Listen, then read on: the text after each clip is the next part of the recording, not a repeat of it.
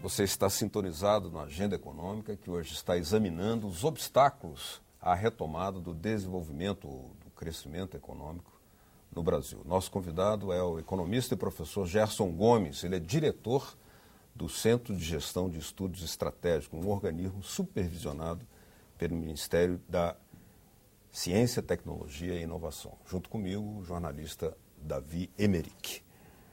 Professor, o senhor poderia nos contar um pouco como funciona essa instituição, do qual o senhor é um dos diretores, né, esse Centro de Gestão de Estudos Estratégicos, e esse supervisionamento do Ministério, o que significa? Qual é a natureza dessa instituição?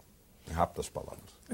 O Centro de Gestão de Estudos Estratégicos é uma OS, uma organização social, que é uma associação civil, né, que qualificada por um ente público para cumprir algumas funções. Funções que estão definidas num contrato de gestão. Então, no caso específico do CGE, você tem funções de desenvolver o conhecimento sobre questões que sejam relevantes para o desenvolvimento do país do ponto de vista científico e tecnológico. Você tem funções de avaliação de políticas e você tem funções de prospecção, ver o futuro, que são coisas que geralmente os órgãos públicos não fazem, porque estão envolvidos na política de curto prazo, mais imediata, etc. Então, o MCTI sentiu necessidade de ter um órgão que faça esse tipo de trabalho, que fornece subsídios para as políticas e os programas que o Ministério quer fazer. Como é que funciona isso? Funciona através de um contrato de gestão.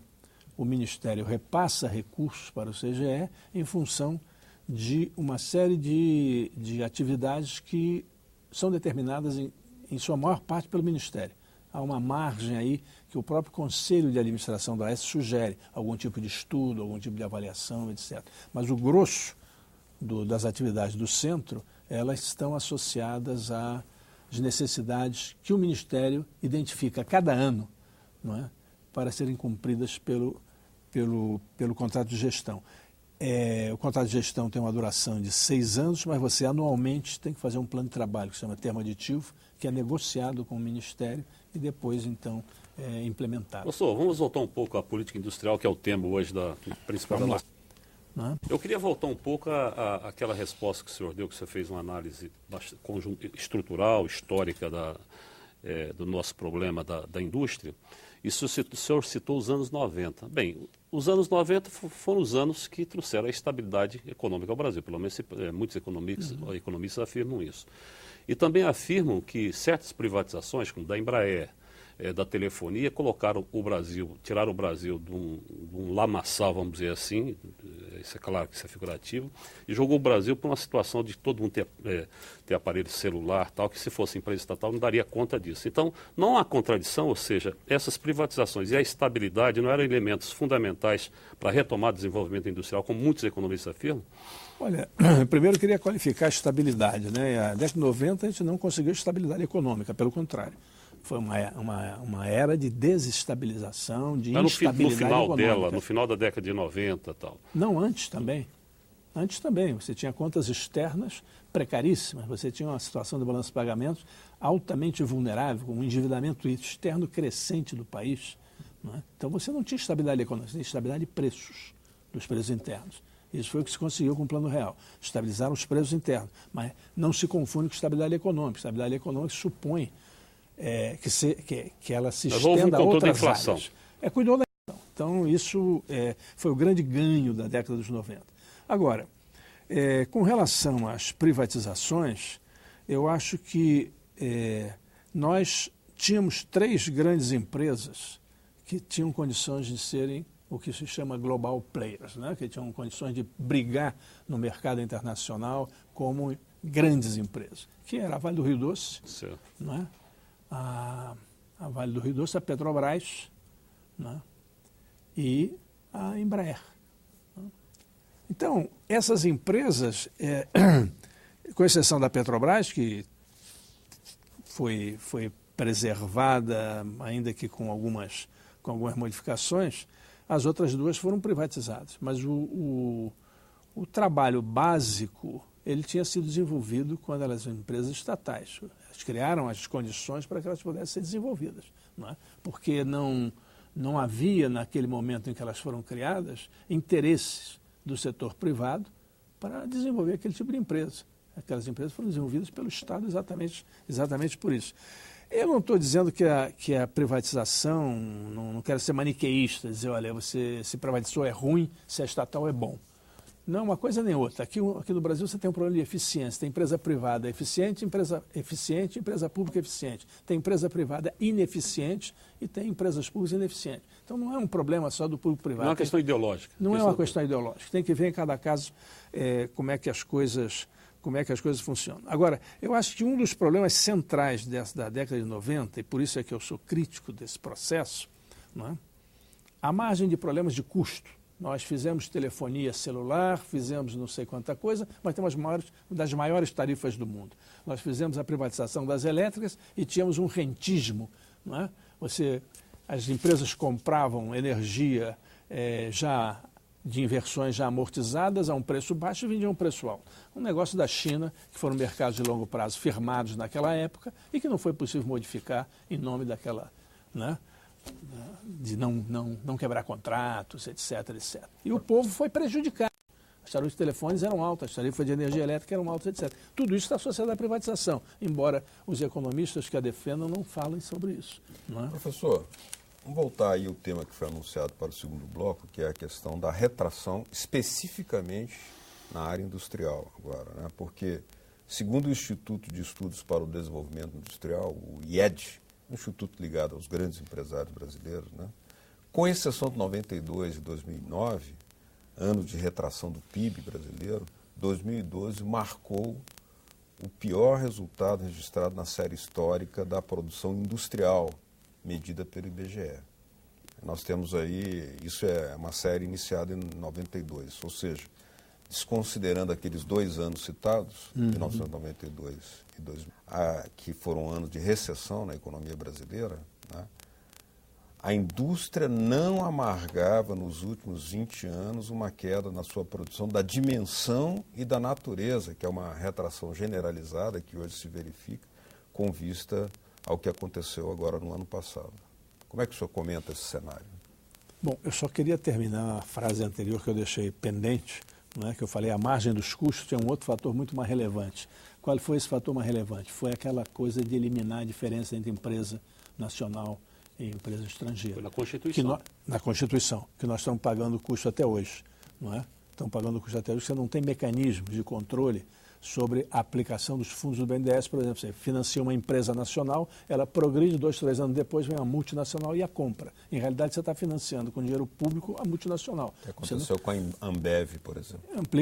Acontece com várias. Né? Você não tem mecanismos para isso, porque a diferença, né? A diferença, ao contrário do que fazem outros países, né?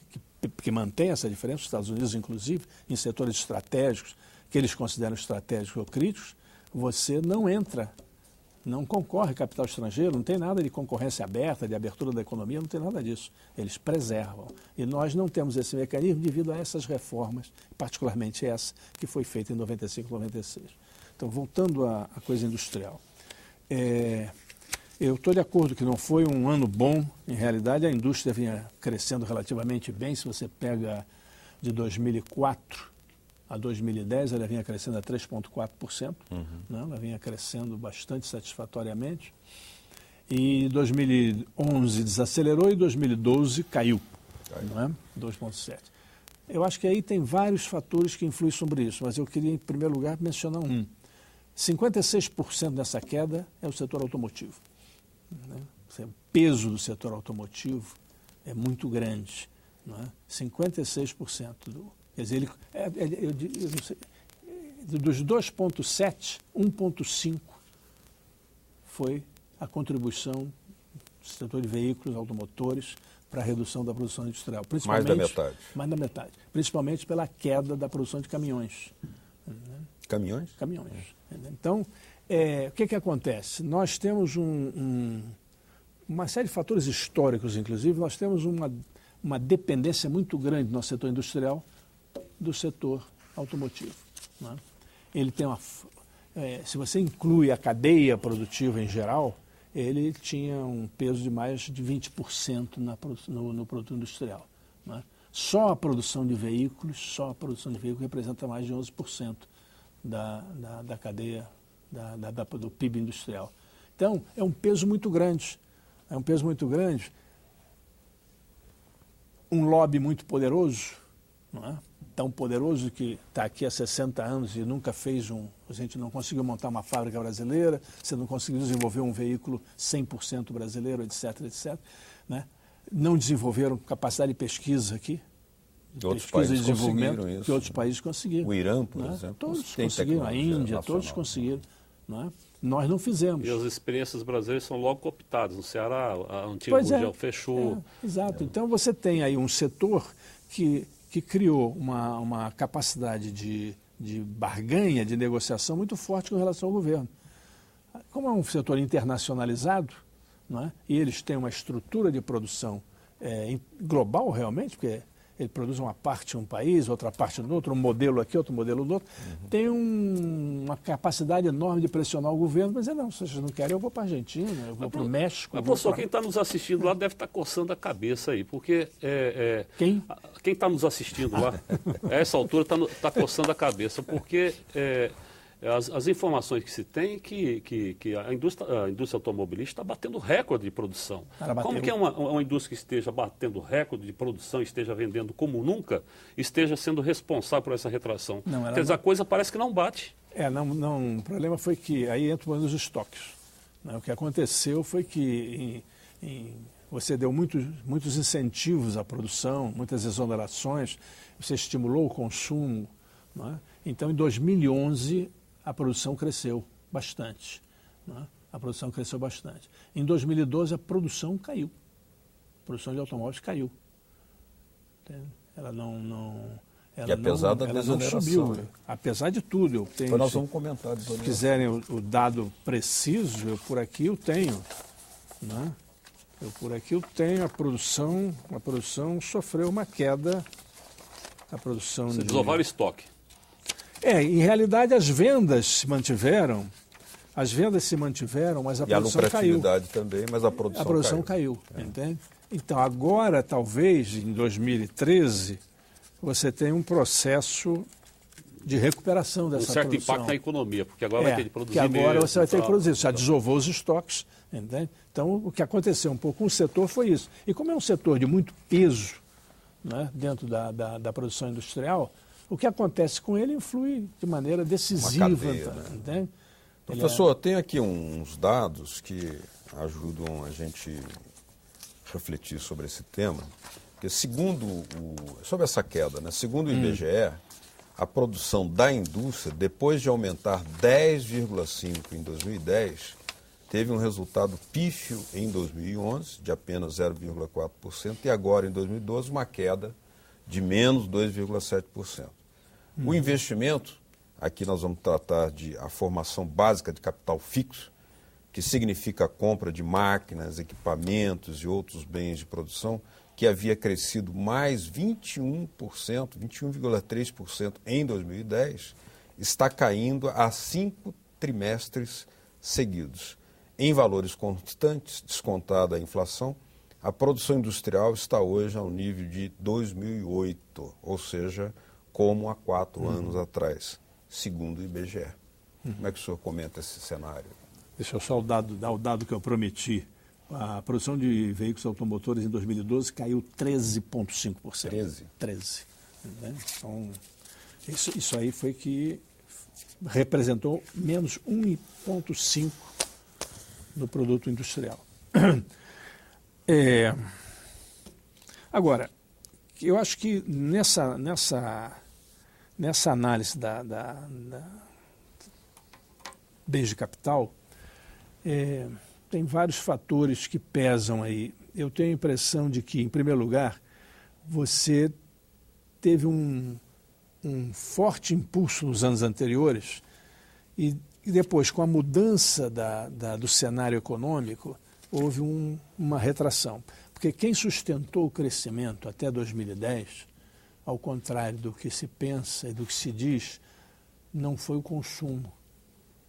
consumo foi importante, mas quem sustentou, se você pega os dados de Até 2004 2010. até 2010, a formação bruta de capital fixo subiu, que se manteve sempre acima do PIB.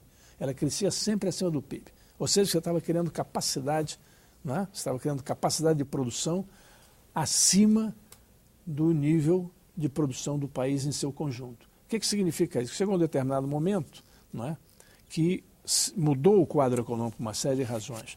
Nós perdemos mercado de manufaturas, porque os chineses começaram a ocupar a América Latina, né? E nós perdemos parte do mercado dos Estados Unidos também, né? Que são os dois grandes consumidores de manufaturas exportadas brasileiras. Então, para eles que nós exportamos. Nossa exportação de manufaturas ela vai fundamentalmente para a LAD e para os Estados Unidos. Para a Europa, nós exportamos fundamentalmente para os básicos, né? Para os primários, para a União Europeia. Então, os chineses vieram competir dentro do nosso território. Não é? Além de entrar dentro da economia brasileira, eles entraram nas economias dos países que consomem produtos industriais nossos. Nós não temos mecanismo de defesa? Não são acionados? Temos mecanismo de defesa. Não, a gente já começou a fazer um pouquinho disso quando você melhorou a taxa de câmbio, por exemplo, não é? Que barateia o produto nacional no comércio externo. E teria que fazer muito mais para brigar com eles, porque teria que melhorar a competitividade, teria que... Você já fez uma outra coisa boa, que foi reduzir os custos de financiamento, você teria que reduzir o custo de financiamento, nós já fizemos algumas coisas da falta. Tanto fizemos que em 2012 as importações de produtos industriais caíram 1,7%. Ou seja, elas não continuaram se expandindo, elas vinham se expandindo rapidamente, mas elas perderam também um pouco de fôlego. Talvez porque nós já estamos protegendo um pouco mais a nossa indústria. Nós estamos exonerando. Professor, eu acho que é do João Melo Neto, eu acho que posso estar até falando uma besteira, mas eu acho que é dele, que ele tem uma frase num dos poemas dele que fala dos profissionais liberais que não se liberaram jamais. Então, aqui é o seguinte, o que o governo busca muito é criar um chamado ambiente favorável de investimento privado, para o investimento privado. E no investimento privado nós vemos o liberalismo, que atuaria de forma ampla. Mas me parece que Estados Unidos, que era o berço desse liberalismo, teve de fazer uma intervenção brutal do Estado na economia. E no Brasil, historicamente, me parece que agora também, sem investimento público forte, esse ambiente favorável do investimento privado, ele não ocorre. Como o senhor analisa essa questão? Quer dizer, o Estado tem de continuar realmente investindo, senão os liberais não entram pesadamente, ou o senhor acha que eles dão conta sozinhos disso? Não conta nada, ainda mais em infraestrutura, né? São investimentos de grande vulto e de maturação longa. Não é? Se o Estado não faz, ele tem que oferecer condições, não é? Que muitas vezes são onerosas. Mas eu acho que esse é um ponto fundamental, é o investimento público. Aqui no Brasil, se não tem investimento público, não tem investimento privado. Não é? Essa é a história do país, é essa. O investimento público funciona um pouco como motor de arranque. Não é? Ele vem crescendo, só que ele ainda é pouco. Ele cresceu 4,4%, chegou a 4,4% do PIB, segundo os dados oficiais, não é? no ano passado. Não é? O ministro vocês mencionam que o ministro fez referência a 5,1%, ele deve ter tomado o investimento que estava projetado no orçamento e não o realmente efetivado. O efetivado deu 4,4%, somando estatais, estados e a União. Não é? Ainda é baixo com relação ao passado. Então a gente vai ter que aumentar isso. Agora, o investimento público ele sofre algumas travas. Não é só o problema de volume de recursos, você tem até recurso, o PAC está aí, está com vários recursos. Você tem problema de gestão, por um lado, e tem problema de uma coisa que não se discute, mas que eu gostaria de colocar. Eu acho que o tempo está acabando, não sei se vai dar tempo. Mas depois tem outro bloco aí. Que é o problema do excessivo poder que se deu aos órgãos de controle. Excessivo. Não é? Eu não estou a favor de que o gasto de dinheiro público seja descontrolado, não tem fiscalização. Pelo contrário. Como o tema é tão complexo, vamos chamar o próximo bloco, que é exatamente no próximo bloco, nós vamos discutir também os investimentos das estatais, como é que eles andam, e também a questão do processo de retração localizado, por exemplo, na área industrial de São Paulo, do Rio de Janeiro, que foi bem maior do que outros setores. Continue com a gente.